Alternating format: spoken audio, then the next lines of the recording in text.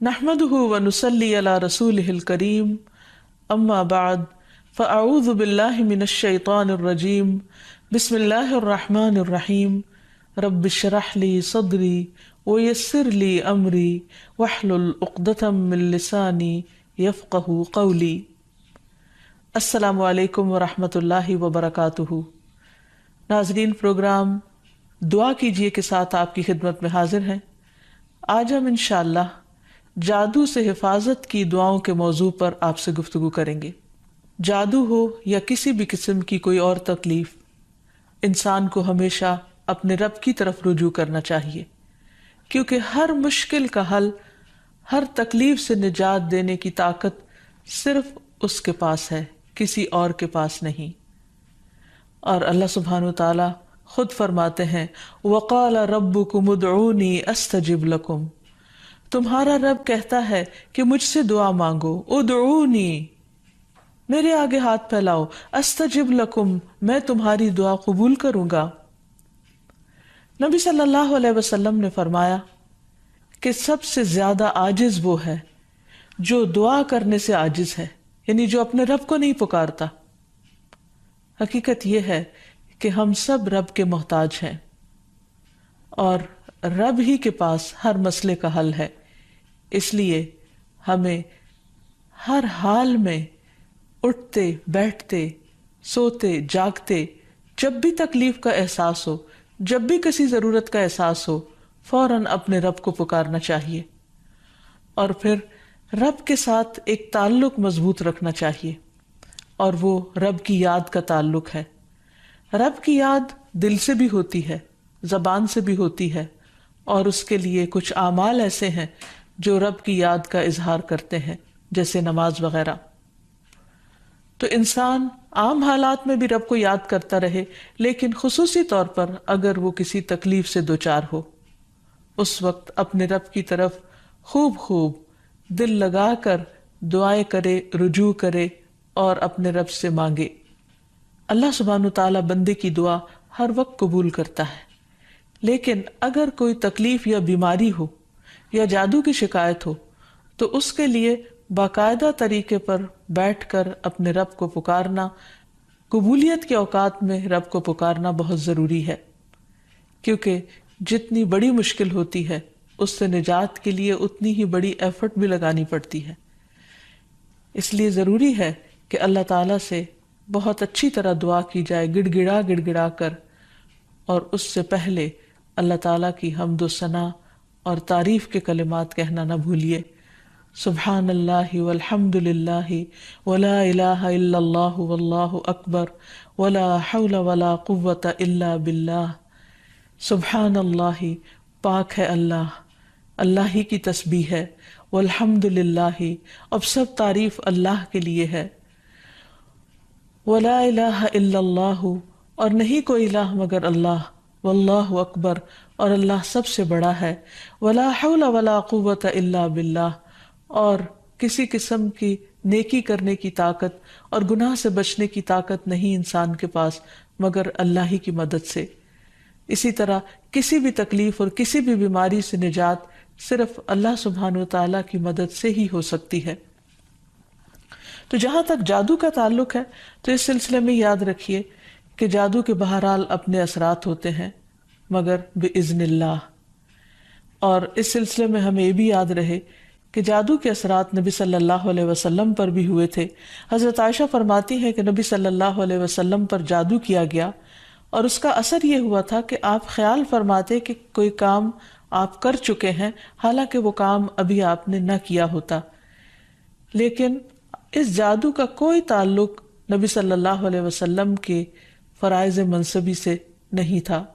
یعنی آپ کے اوپر باقاعدہ وحی آتی تھی، آپ لوگوں کو تعلیم دیتے تھے، آپ کی جتنی بھی ذمہ داریاں ہیں ان کو بہت آسان طریقے سے پورا کر رہے تھے۔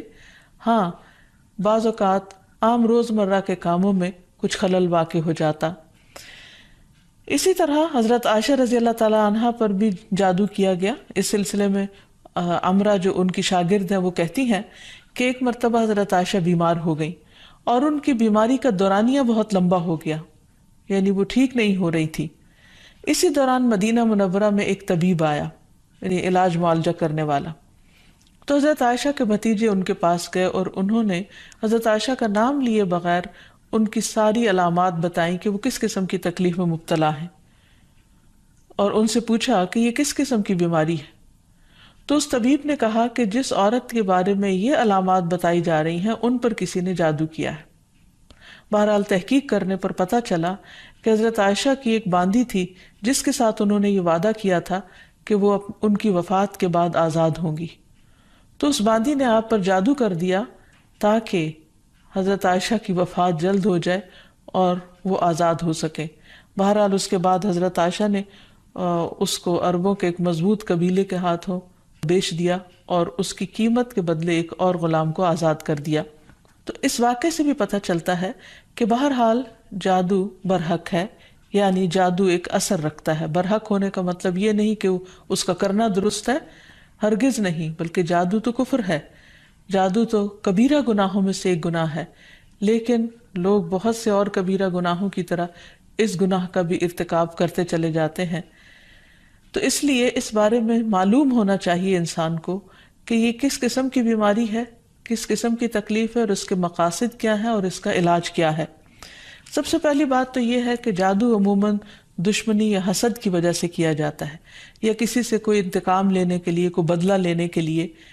اور اس کا مقصد یہ ہوتا ہے کہ دوسرے کو تکلیف میں مبتلا کر دیا جائے۔ یہ بالکل ایسے ہی ہے جیسے لوگوں کو جسمانی طور پر تکلیف میں مبتلا کیا جاتا ہے کہ کسی کو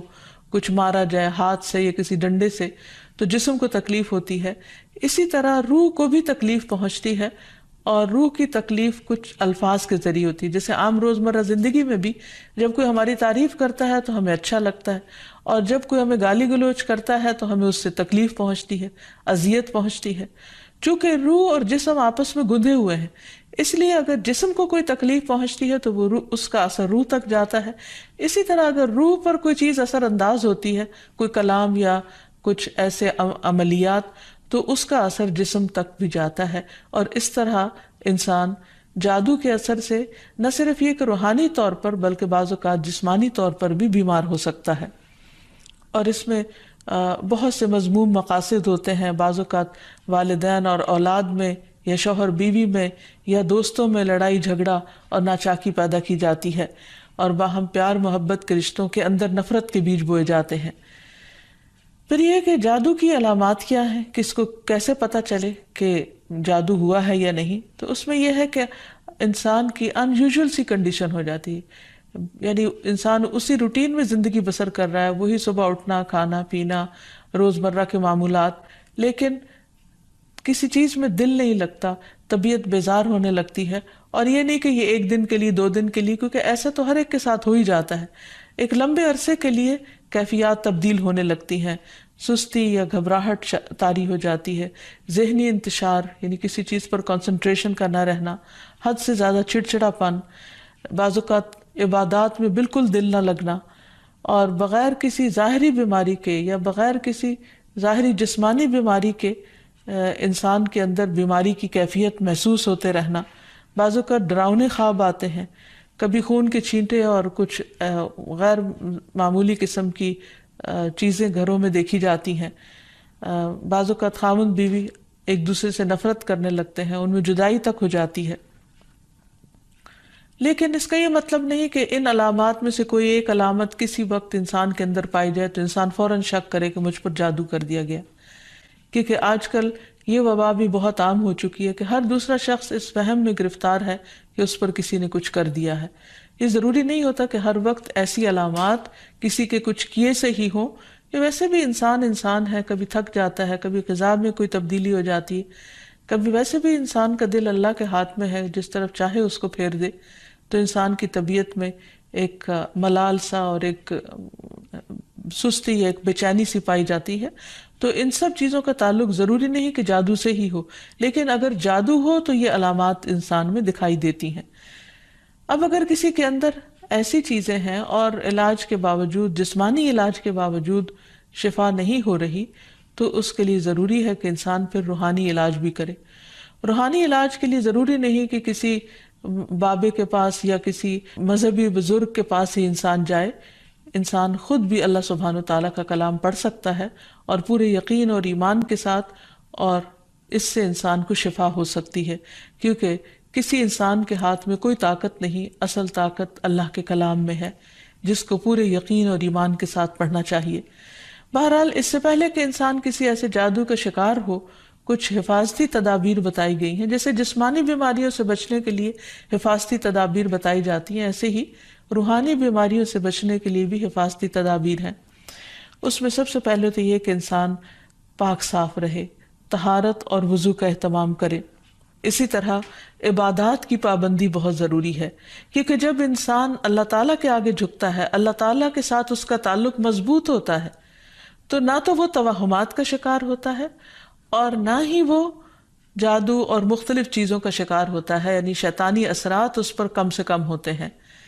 اسی لیے نبی صلی اللہ علیہ وسلم کے سامنے جب ذکر کیا گیا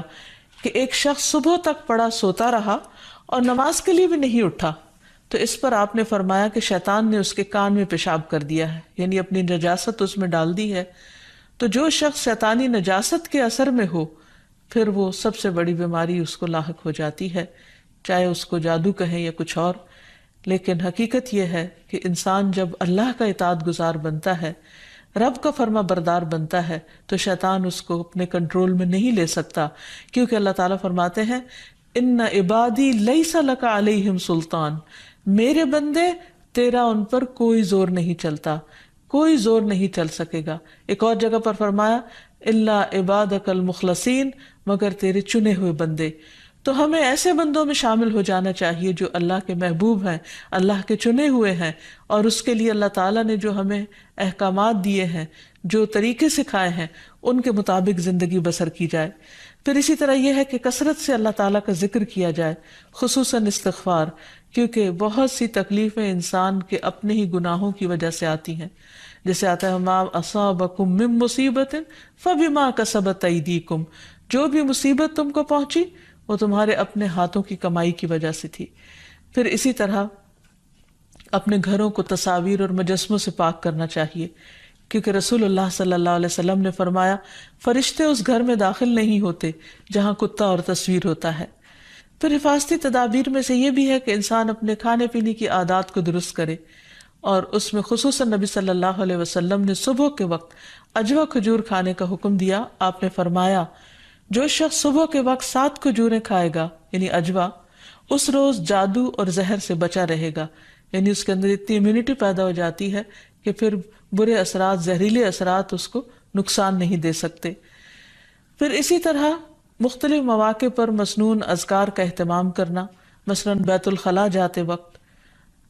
نبی صلی اللہ علیہ وسلم نے سکھایا اللہم انی اعوذ بک من الخبث والخبائث، اے اللہ بے شک میں ناپاک جنوں اور جننیوں سے تیری پناہ چاہتا ہوں، کیونکہ جادو میں بھی عموماً جنات کو استعمال کیا جاتا ہے اور وہ گندی جگہوں پر رہنا پسند کرتے ہیں، اسی لیے جب کوئی بیت الخلاء جائے تو یہ دعا پڑھ لے تو انشاءاللہ اس سے ان کے شر سے محفوظ رہے گا۔ پھر اسی طرح آپ نے فرمایا جنوں کی آنکھوں اور بنی آدم کی شرم گاہوں کا پردہ یہ ہے کہ جب کوئی بیت الخلاء جائے تو بسم اللہ پڑھ لے، تو کوئی بھی اس کو پھر دیکھ نہیں سکتا۔ پھر اسی طرح شوہر بیوی کے خاص تعلق میں بھی دعا سکھائی گئی، بسم اللہ اللہم جنبنا الشیطان وجنب الشیطان ما رزقتنا، اللہ کے نام کے ساتھ میں شروع کرتا ہوں، اے اللہ ہمیں شیطان سے بچا اور شیطان کو اس چیز سے دور رکھ جو اس کے نتیجے میں تو ہمیں عطا فرمائے۔ تو آپ نے فرمایا کہ اگر اس کے بعد میاں بیوی کو کوئی اولاد ملے گی تو شیطان اسے نقصان نہیں پہنچا سکتا۔ اسی طرح تحلیل پڑھنا، لا الہ الا اللہ وحدہ لا شریک لہ لہ الملک ولہ الحمد وہو علی کل شیء قدیر،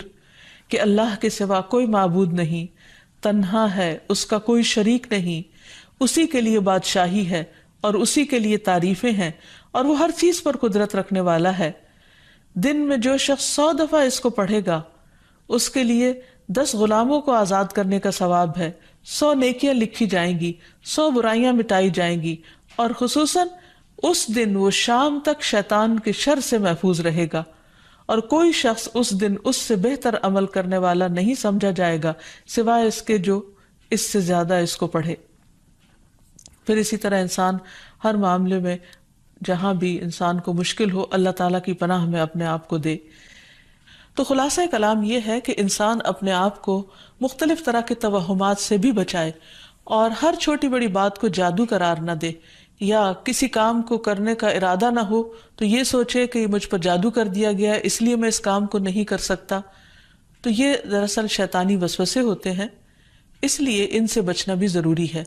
بہرحال اگر ایسے وسوسے ہوں یا حقیقت میں کوئی بیماری ہو تو اس کا علاج بھی بتایا گیا ہے، کیونکہ کوئی بیماری ایسی نہیں کہ جو قابل علاج نہ ہو۔ رسول اللہ صلی اللہ علیہ وسلم نے فرمایا ہر بیماری کے لیے دوا ہے۔ جب کسی مریض کو صحیح طریقے پر بیماری کی دوا پہنچتی ہے تو وہ اللہ تعالیٰ کے حکم سے درست ہو جاتا ہے۔ اسی طرح جادو بھی ایک بیماری ہے اور اس بیماری کا علاج بھی قرآن و سنت میں موجود ہے۔ اس کے لیے سب سے پہلے تو یہ پتہ لگانے کی ضرورت ہے کہ کیا واقعی جادو ہے بھی یا نہیں، اور اس میں ہم دیکھتے ہیں کہ نبی صلی اللہ علیہ وسلم کو خواب کے ذریعے دکھایا گیا تھا کہ ان پر جو جادو کیا گیا ہے وہ کہاں پر دبایا گیا ہے، تو آپ نے اس کو نکلوایا تھا۔ لیکن ضروری نہیں کہ ہم میں سے ہر ایک کو یہ پتہ چل سکے کہ جادو ہے کہاں۔ اول تو ہو سکتا ہو ہی نہ، صرف توہم ہی ہو، ایک خیال ہی ہو کسی کا، کیونکہ بعض چیزیں انسان جب بار بار سوچتا ہے تو وہ اس کو حقیقت معلوم ہونے لگتی ہیں۔ لیکن اگر انسان کو کوئی ایسا خواب آ جائے تو ٹھیک ہے، اور اگر نہیں بھی آتا تو انسان اللہ سبحانہ و تعالیٰ کا ذکر کرتا رہے اور اس کے ذریعے علاج کرے۔ اس میں خاص طور پر شرعی دم جسے رقیہ شرعیہ کہا جاتا ہے، آج کل مختلف قراء کی آواز میں قرآن مجید کی سلیکٹڈ آیات ریکارڈ کر دی گئی ہیں، مریض اس کو بار بار سنتا رہے تو انشاءاللہ اس کا توڑ ہو جائے گا۔ پھر اسی طرح اللہ تعالیٰ کی کتاب سے علاج، کیونکہ قرآن مجید میں آتا ہے وَنُنَزِّلُ مِنَ الْقُرْآنِ مَا هُوَ شِفَاءٌ وَرَحْمَةٌ لِّلْمُؤْمِنِينَ، اور ہم قرآن کے ذریعے سے وہ چیز نازل کرتے ہیں جو مومنوں کے لیے شفا اور رحمت ہے۔ تو قرآن مجید میں جیسے سب سے پہلے سورۃ الفاتحہ پڑھنا، کیونکہ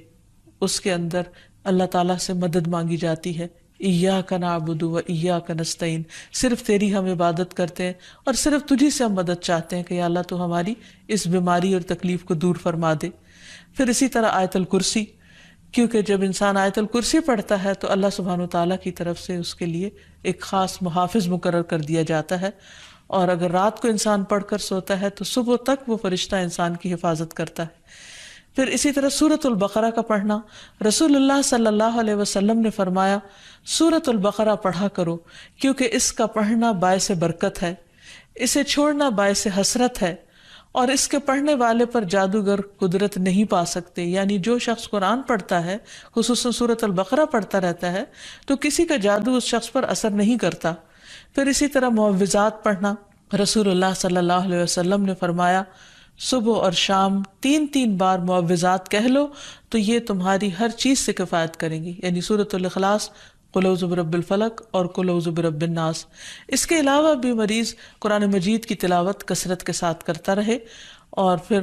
اگر ہو سکے تو بیری کے پتوں کو پانی میں ملا کر اس پانی سے غسل کر لے، اس کو بھی ایک مؤثر علاج کے طور پر بتایا گیا ہے۔ لیکن اس کے ساتھ ساتھ انسان غیر شرعی طریقوں سے مکمل طور پر پرہیز کرے، کیونکہ اس سے انسان کی ایمان اور عقیدے میں خلل واقع ہو جاتا ہے۔ رسول اللہ صلی اللہ علیہ وسلم نے فرمایا جس نے حرام چیز کے ساتھ علاج کیا اللہ تعالیٰ اس کے لیے اس میں شفا نہیں بنائے گا، یعنی اس کو پھر فائدہ نہیں ہوگا۔ پھر اسی طرح جادو کا علاج جادو سے نہیں کرنا چاہیے، یعنی اگر انسان کو کبھی ایسا وہم ہو تو جادوگروں کے پاس نہ جائے یا ایسے طریقے اختیار نہ کرے جو ہمارے دین میں نہیں یا ہماری شریعت کے خلاف جاتے ہیں۔ رسول اللہ صلی اللہ علیہ وسلم نے فرمایا جو جادو کرے یا جادو کروائے یا جو کسی کاہن کے پاس آئے اور اس کی بات کی تصدیق کرے تو اس نے اس چیز کا انکار کیا جو محمد صلی اللہ علیہ وسلم پر نازل ہوئی۔ اسی لیے غیر شرعی جھاڑ پھونک سے مکمل اجتناب کرنا چاہیے۔ نبی صلی اللہ علیہ وسلم سے نشرہ کے بارے میں دریافت کیا گیا تو آپ نے فرمایا یہ شیطانی عمل ہے۔ اور نشرہ کیا ہوتا ہے؟ جن یا جادو اتارنے کے لیے شرکیہ یا جاہلانہ منتر پڑھنا اور یا پڑھوانا۔ تو ایسے الفاظ جس کا بعض اوقات معنی معلوم نہیں ہوتا اور یہ بھی نہیں پتا ہوتا کہ اللہ تعالیٰ کو پکارا جا رہا ہے یا کسی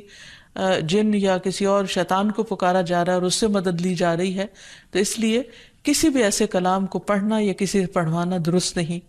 پھر اسی طرح کاہنوں اور نجومیوں کے پاس جانے سے منع کیا گیا۔ نبی صلی اللہ علیہ وسلم نے فرمایا، جس نے کسی نجومی کے پاس جا کر اس سے کسی چیز کے بارے میں سوال کیا تو اس کی 40 رات کی نمازیں قبول نہیں ہوگی، یعنی اس نے اپنے دین کی بربادی کر لی۔ تو اس لیے کسی کے پاس جانے کی بجائے خود انسان زیادہ سے زیادہ قرآن مجید پڑھے، اور اگر وہ پڑھا ہوا نہیں تو آج ہر طرف بہت سی کیسٹس اور سی ڈیز اور ایسی چیزیں ملتی ہیں کہ جس سے انسان قرآن مجید کی تلاوت مسلسل سن سکتا ہے۔ ہو سکے تو مکمل قرآن مجید ایک ایک ہفتے میں سن کر اپنے بیماری کا علاج کیا جائے۔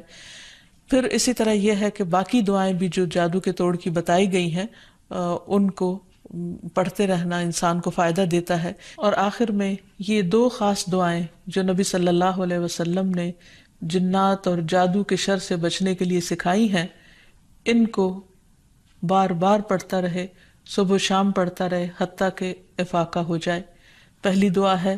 اعوذ بکلمات اللہ التامات التی لا یجاوزہن بر ولا فاجر من شر ما خلق وذرأ وبرأ ومن شر ما ينزل من السماء ومن شر ما يعرج فيها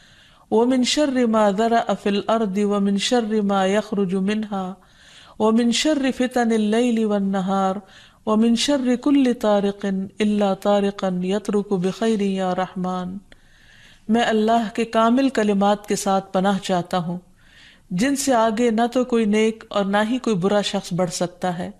ہر اس چیز کے شر سے جس کو اس نے بنایا، پیدا کیا اور پھیلایا، اور ہر اس چیز کے شر سے جو آسمان سے اترتی ہے، اور ہر اس چیز کے شر سے جو اس میں چڑھتی ہے، اور ہر اس چیز کے شر سے جسے اس نے زمین میں پیدا کیا، اور اس چیز کے شر سے جو اس سے نکلتا ہے، اور رات اور دن کے فتنوں کے شر سے، اور رات کو آنے والے کے شر سے، سوائے اس کے جو خیر کے ساتھ آئے، اے رحم فرمانے والے۔ تو یہ دعا اور ایک اور دعا جو شدید جنات کے حملے سے بچانے والی دعا ہے، جس کے بارے میں کعب الاحبار کہتے ہیں کہ اگر میں یہ چند کلمات نہ پڑھتا تو یہود مجھے گدھا بنا دیتے۔ لوگوں نے پوچھا وہ کلمات کیا ہیں؟ تو کعب نے کہا اعوذ بوجہ اللہ العظیم الذی لیس شیء اعظم منہ وبکلمات اللہ التامات التی لا یجاوزہن بر ولا فاجر وباسماء اللہ الحسنى كلها ما علمت منها وما لم اعلم من شر ما خلق وبرأ وذرأ۔ میں اللہ کے عظیم چہرے کی پناہ مانگتا ہوں جس سے عظیم کوئی اور چیز نہیں، اور اس کے مکمل کلمات کے ساتھ پناہ چاہتا ہوں جن سے آگے نیک یا بد نہیں بڑھ سکتا، اور اس اللہ کے تمام اسماء حسنہ کے ساتھ پناہ چاہتا ہوں جن کو میں جانتا ہوں اور جن کو میں نہیں جانتا، ہر اس چیز کے شر سے جس کو اس نے بنایا، پیدا کیا اور پھیلایا۔ تو بہرحال آخر میں یہی کہنا چاہوں گی کہ جادو کے سلسلے میں انسان ہمیشہ توہمات سے بچے، اللہ پر بھروسہ کرے، اور اگر کوئی شک اور شبہ انسان کو ہو جائے